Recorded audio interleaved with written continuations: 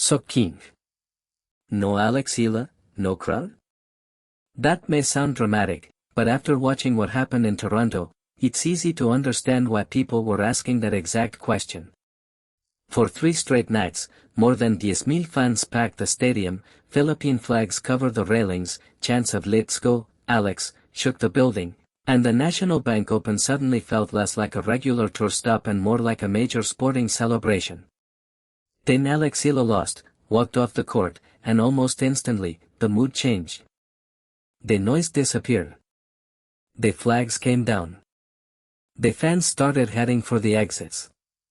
Toronto, which had felt like Little Manila only hours earlier, suddenly seemed strangely quiet. On August 9, 2026, Eala's memorable run at the National Bank Open ended when Swiss veteran Belinda Bencic defeated her 6-4, 6-0 pulgadas just 73 minutos. The second set bagel was a tough way for the 21-year-old Filipina to finish what had otherwise been an extraordinary week, and it also ended what the script describes as a career-best 7-match winning streak. But the bigger story wasn't simply the score. It was what happened around the match, because Eala had become the emotional center of the tournament.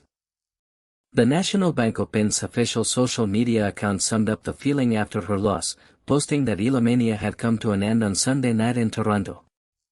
And it really had felt like a kind of mania. Only days earlier, tickets for her sessions were disappearing almost immediately. Thousands of Filipino fans had reportedly contacted the tournament for months asking when she would play. Families who had never attended a professional tennis event before were showing up together. One fan even arrived dressed in an inflatable dinosaur costume and danced during Eala's introduction. The tournament added Filipino adobo to its food offerings.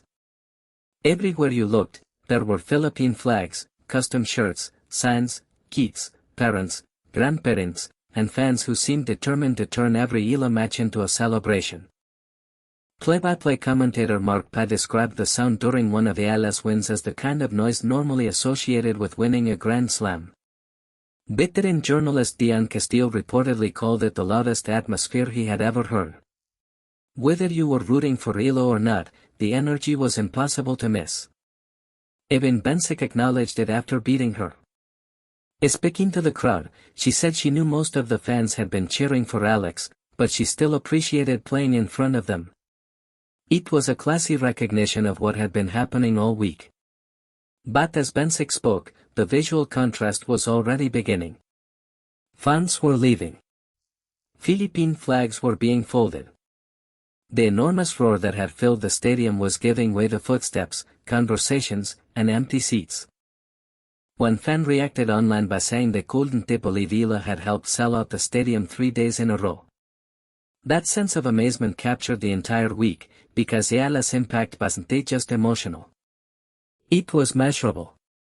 According to tournament director Carl Hale, Eala's opening match generated upward of 5,000 ticket sales, enough demand that organizers couldn't realistically place her on the tournament's 2,800-seat grandstand court. She had to be moved to center court. When one of her Wednesday night matches was announced, roughly 3,100 tickets were reportedly purchased almost immediately. Tennis Canada confirmed that those sales came after Eala's schedule was released. The result? All 10,000 plus seats were gone in roughly 30 minutos. Think about that for a second. The script notes that Serena Williams is believed to be the only other player in the previous 2 decades to create a Wednesday night sellout in Toronto. Serena Williams is one of the most famous athletes in modern tennis history. And now Eala, a 21-year-old from the Philippines, had created similar urgency around a regular tournament session. Tournament organizers were so caught off guard by the demand that Hale explained they couldn't even consider using the smaller grandstand. Eala had simply outgrown it from a ticket sales standpoint. And then there was the adobo. Halfway through the tournament, organizers added a Filipino chicken adobo rice bowl to the food court menu. Hal said he had never heard of a tournament introducing a food item in the middle of an event specifically because of one player. That might seem like a small detail, but it told a much larger story. The tournament wasn't simply hosting Eala anymore. It was reacting to the community that had arrived with her. Toronto has a huge Filipino population, with more than 270,000 Filipino Canadians living across the Greater Toronto Area according to the figures cited in the original script. When Eala arrived, fresh off what the source describes as a historic Washington title, that community showed up in force. Abby Albano, co-founder of the Rise Tribe fan group, said the atmosphere felt like Manila and described Eala as an important representation of the Filipino community. And that may be the key to understanding why these crowds were different. A lot of the people weren't the traditional tennis regulars. Some were families attending their first professional tennis match. Some were kids seeing a Filipino athlete competing on a major international stage. Some were older fans who wanted to experience a moment of cultural pride in person. That's why the Eala effect became bigger than wins and losses. Tennis became the meeting point for a community. Support for Eala was showing up in other ways too. Young athletes arrived carrying Philippine flags. Fans brought banners. Traditional music and cultural celebrations followed her story. The enthusiasm around her was becoming something much larger than a normal breakout season storyline. She was even being compared in the source material to Manny Pacquiao because of the way her success connected Filipino fans at home and around the world. Andy Roddick captured that feeling on his podcast when he talked about watch parties being held in arenas in the Philippines for one of Eala's matches. His basic message was simple: if a player can create that kind of excitement around tennis, that excitement is good for the sport. And that brings us back to what happened after she lost.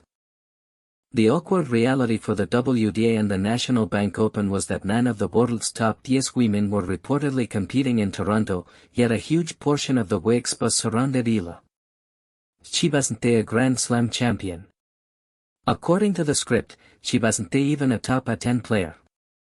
She was ranked numero 20, yet she was creating the kind of fan response tournament directors dream about.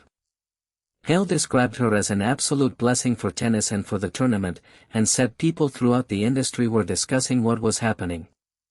He said they had never seen someone ranked outside the top 5 have this kind of effect. Meanwhile, on the men's side in Montreal, the event was dealing with the absence of Carlos Alcaraz, Jannik Sinner, and Novak Djokovic. The contrast made Toronto's situation even more fascinating.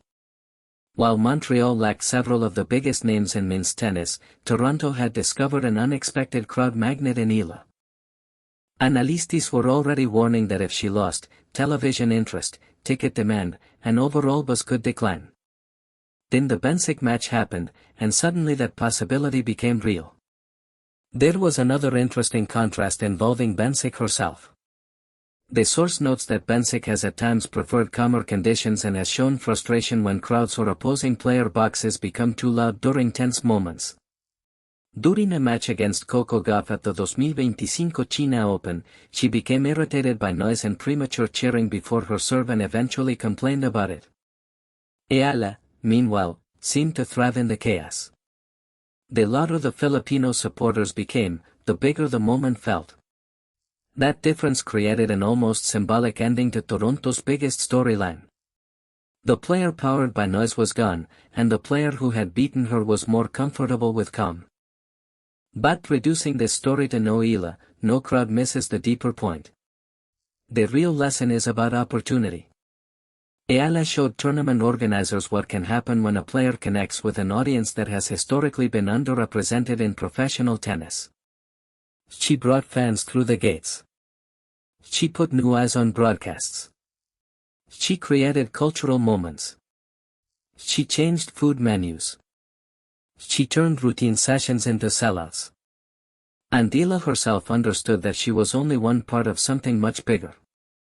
After her exit, she said she felt like just a drop in the ocean compared with the pride Filipinos have in their culture and where they come from. She said the support demonstrated what kind of community Filipinos are and how strongly they support one another. She also talked about what she learned in Toronto, describing the people as passionate, kind, and multicultural.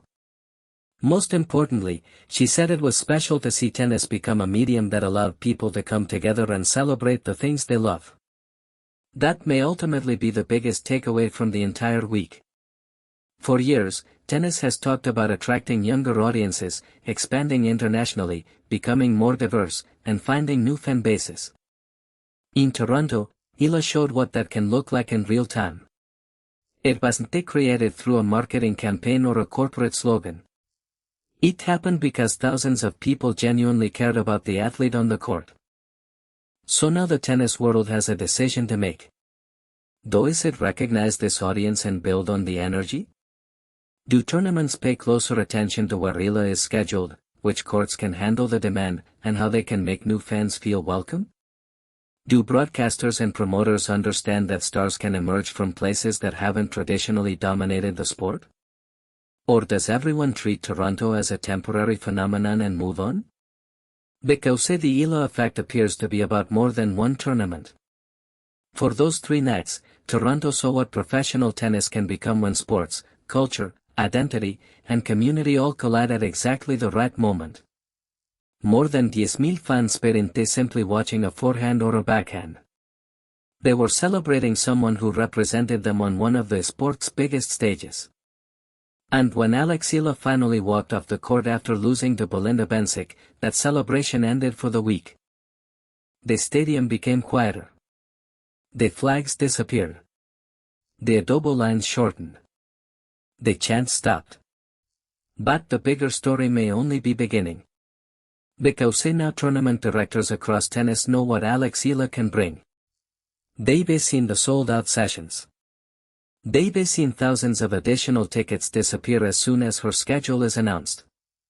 They've seen first-time fans arrive with their families. And they've seen a community turn a normal week on the WDA calendar into something that felt much bigger.